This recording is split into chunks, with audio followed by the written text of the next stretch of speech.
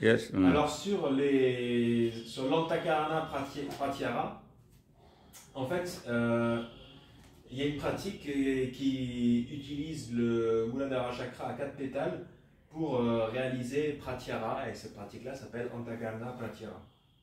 En fait, le prana est subdivisé en 4 parties représentées par les 4 pétales présents au niveau du Muladhara.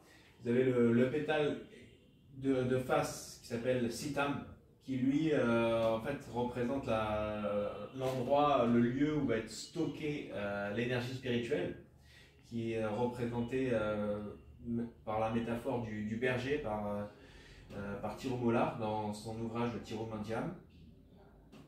Sur la droite, il y a le second pétale, là c'est le pétale de la Bouddhi. Lui, il est représenté par le berger, c'est-à-dire celui qui contrôle, celui qui prend les décisions. Ensuite, vous avez le troisième pétale, celui derrière, c'est Manas. Manas, en fait, c'est une partie de l'esprit. Notamment, c'est Manas qui va intégrer les 5 sens. Dans le pétale au niveau de Manas se trouve la vision, se trouve l'audition, se trouve le goût, se trouve vision, audition, goût, les odeurs, et se trouve le toucher. Tout ça dans Manas, donc ça c'est les 5 sens qui vont pouvoir soit être orientés vers l'extérieur, et là il va y avoir une déperdition d'énergie, on court après les plaisirs des sens, soit c'est de l'attraction, soit c'est de la répulsion, ou sinon on peut les tourner vers l'intérieur. Et donc ça, Tirumala le compare à un mouton. Et enfin le dernier pétale, le pétale de gauche, s'appelle Ahamkarana. Et lui, il représente l'ego, et Tirumala le compare à un bâton. Et en fait, l'objectif de ce pratyahara, c'est d'amener tous les 5 sens, donc les Janandriya présents au niveau de Manas, dans Siddha. Et pourquoi? Parce que justement toute cette énergie qui à partir de Manas est projetée vers l'extérieur, on va la réintégrer dans Siddha pour la reconvertir en énergie spirituelle. Et comment? En utilisant les autres capacités, en utilisant Bouddhi et Antakarana. Alors pourquoi? Parce que Bouddhi en fait c'est le berger, c'est celui qui contrôle, qui prend les décisions.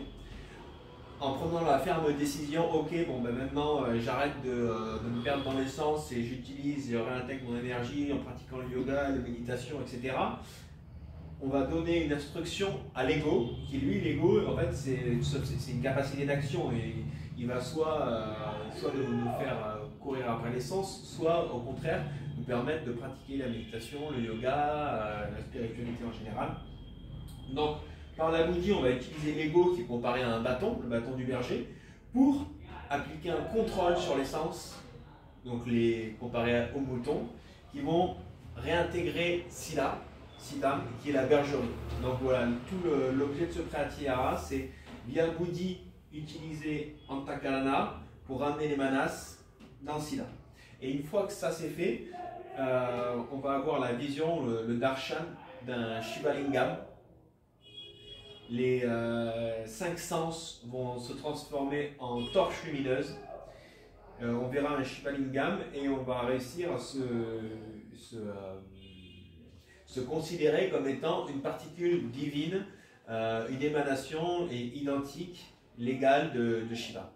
Et ça, c'est possible très rapidement par cette connaissance qui est présente, qui a été donnée par Tirumala, qui dans son ouvrage de Tirumandiyam. Donc ça, c'est la connaissance théorique, et la connaissance pratique sera donnée par Shiva Yogi Shivarajan dans ses classes. Alors voilà, ça c'était pour le lien entre Muladhara, Pratyahara et le Tirumandiyam, l'enseignement de Tirumala. Merci de m'avoir écouté. Ok, start. Alors, ce Pratyahara Antakarana, c'est un des outils qui est présent dans la méthode du Vasi Yoga pour réaliser la mukti ou libération.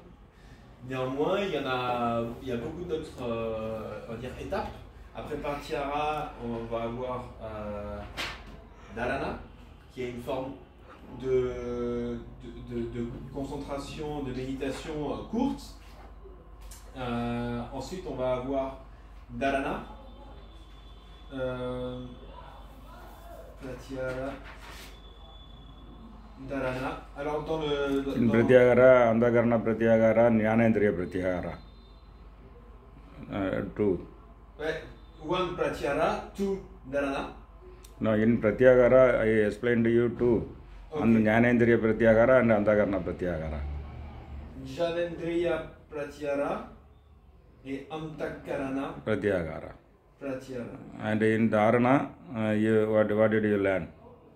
In Dharana, we make meditation of each Panchabhutas and the meditation of each kosha.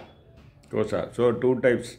One is Panchabhuta Dharana and one is Panchakosha Dharana. Panchakosha Dharana. So two Dharana techniques you learned. One is, you tell. Alors, dans Dharana, il y a deux méthodes de méditation. Il y en a une sur laquelle on va utiliser les 5 éléments. Donc, la terre, l'eau, le feu, le vent, l'espace, en connexion avec les 5 premiers chakras, respectivement, du Muladhara à Vishuddhi, en association avec un autre point pour transcender en fait les 5 éléments. Il y a une autre méditation, donc c'est la méditation sur les enveloppes ou les koshas, les 5 koshas. Donc le corps physique, le corps d'énergie ou pranayama manakosha, le corps mental, le corps de connaissance et le corps de félicité. Donc on va faire une méditation où on va aller de plus en plus loin sur ces corps et puis après on va réintégrer le corps physique. Donc ça c'est pour Dharana. Ensuite il y a une méditation sur Dhyana. Pour Dhyana, la première méditation, on va utiliser un mudra qui s'appelle Kechari Mudra. On va envoyer la langue au niveau sur le palais supérieur en utilisant certains mantras. Ensuite, on a un autre mudra qui s'appelle Sambhava Mudra, qui consiste en une convergence circulaire sur le point intersourcilier. On a un troisième mudra qui est Akashi Mudra, qui est contempler l'espace, regard fixe, yeux ouverts. Et on a un dernier mudra, c'est le Bhunjankini Mudra. C'est le mudra du serpent.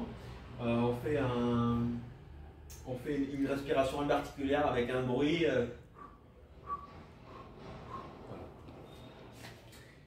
Et enfin, le Samadhi. Alors pour le Samadhi, Sama ça veut dire égal, Adi ça veut dire infini. En fait, Samadhi c'est devenir l'égal de Shiva. Alors il y a plusieurs formes de Samadhi. Il y a le Samadhi sans forme ou Arupa Samadhi. C'est le Samadhi top qualité, on va dire, où là carrément on disparaît.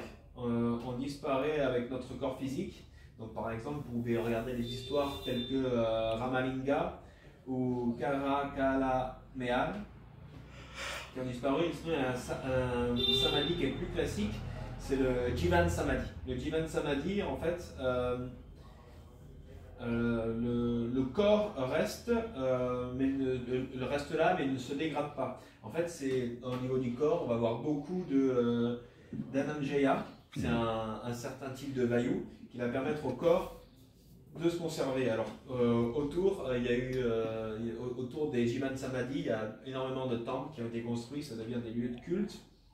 Il est dit que si on meurt à Kassi, on a 100% de chance de devenir un Jivan Samadhi. Alors, au moment il y a des instructions particulières. Normalement, un yogi sait le moment de sa mort. À partir du moment où il sait ça, il prévient ses élèves. il sait qu'il doit aller dans un lieu particulier pour faire une méditation particulière qui est connectée notamment au chakra cardiaque ou avec une visualisation de tournoiement d'énergie de plus en plus grand, une respiration qui diminue jusqu'à s'arrêter. Et si elle s'arrête totalement, c'est le samadhi et on passe de l'autre côté. Okay, Voilà, thank you. ces informations sont disponibles avec Shiva Yogi, Shiva Rajan qui les enseigne dans ses cours. Okay, thank you.